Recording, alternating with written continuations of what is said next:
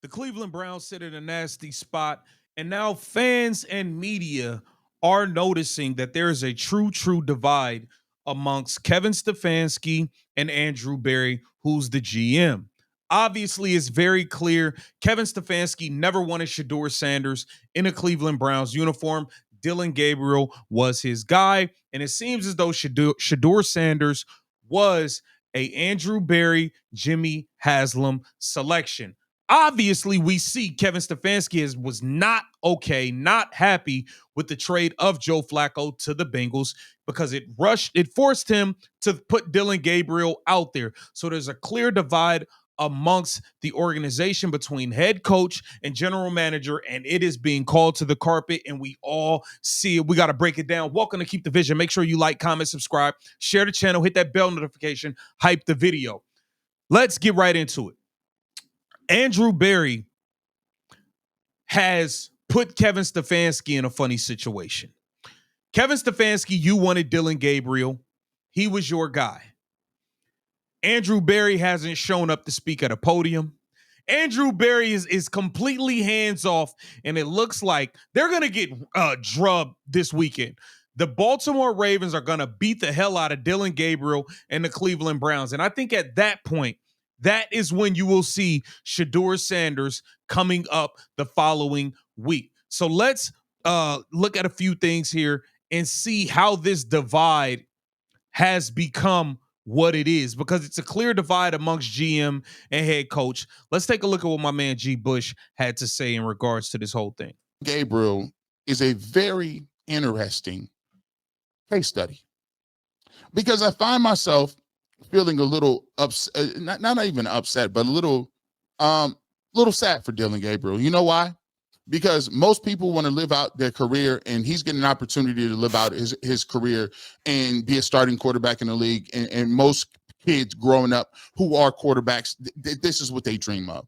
You know, Dylan Gabriel didn't draft himself, and Dylan Gabriel didn't put himself in a position where now he's being juxtaposed against somebody that's very popular, that's sitting on the bench, that's probably, we know it's probably better than he is. In the words of Sean King, Dylan Gabriel has never been better than Shedeur Sanders. We all knew that. But the problem is this. That's a fact. Dylan Gabriel wasn't better than Shedeur in high school, college. At no point was Dylan Gabriel a better football player, a better quarterback than Shedeur Sanders at any point in his life. Once you have a head coach who has decided he is going to go down and he's going to do it his way or the highway, he puts you in a position where he's actually holding his team ransom. Because it's very clear at this moment, very clear, and it's obvious to those that are inside that building, those who've been watching it on the outside, and those who've been covering it very closely. There is a rift, and the rift is growing like the Marianas Trench. I mean, if it wasn't as obvious as it is, as clear as day, I don't know what you're looking at.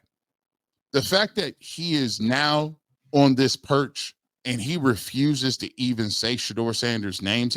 I called this out in the last video. He refuses to, like, it's almost like he wants to vomit when Shedeur Sanders is brought up. Anytime he's asked to speak or say something about Shedeur, he generalizes and talks about, well, all of our rookies, and that's what he does. But when it comes to Dylan Gabriel, he'll say his name, he'll speak about, he'll do all of that.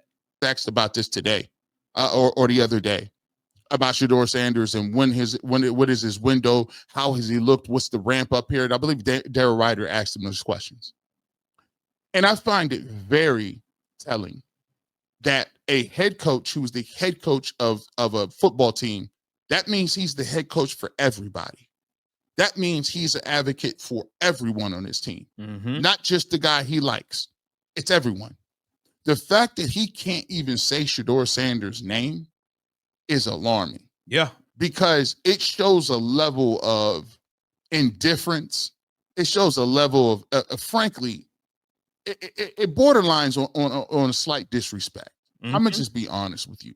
When somebody asks you specifically about somebody by name, and then you pivot and then you say, "Oh, all our young players." I told y'all. Anytime it's time to speak about Shedeur, he generalizes it and makes it about all the rookies. rather than addressing Shedeur Sanders and answering the question. All our young players are progressing at a certain level, and it would be bad for me to spec Quinshon Judkins. When you say Carson Schlesinger, you say their names. Mm-hmm. You can't. I don't even know the last time I heard you say Shedeur's name.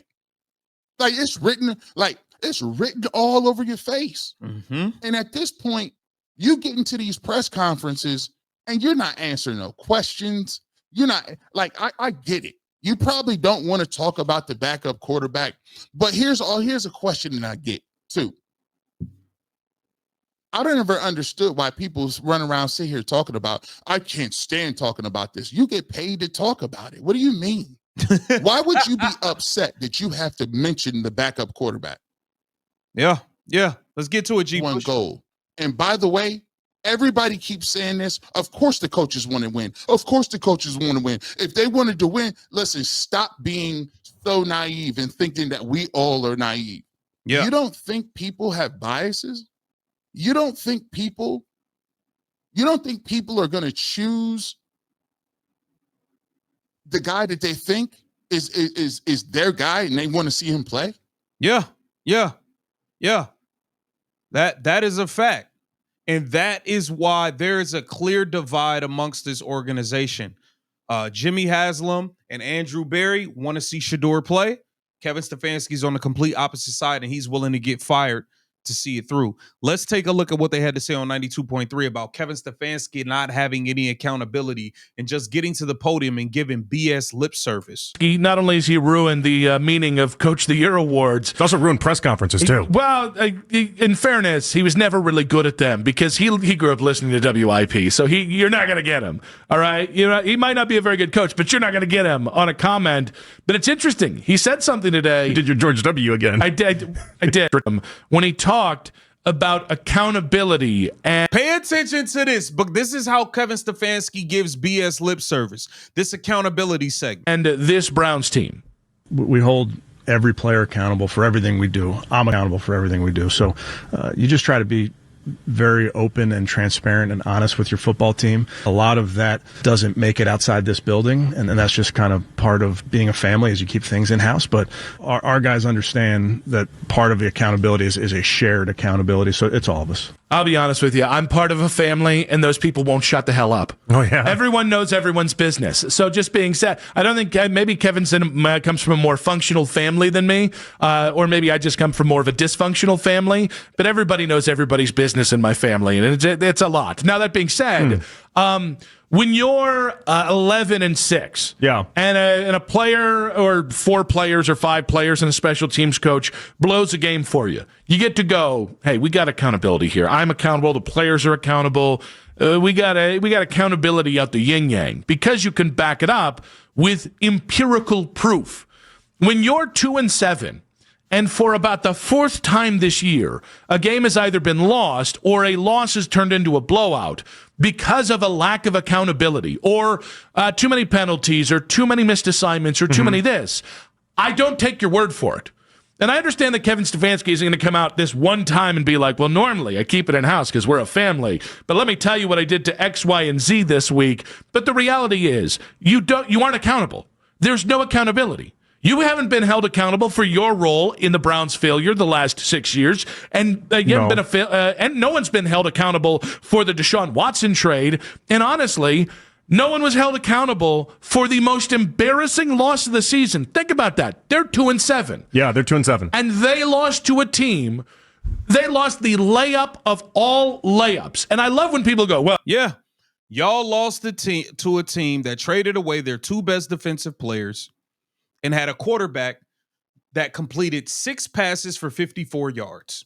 Where's your accountability, Kevin Stefanski? Stop giving BS lip service. This is why Andrew Berry is stepping away from you. And I don't think he is free and clear of all of this.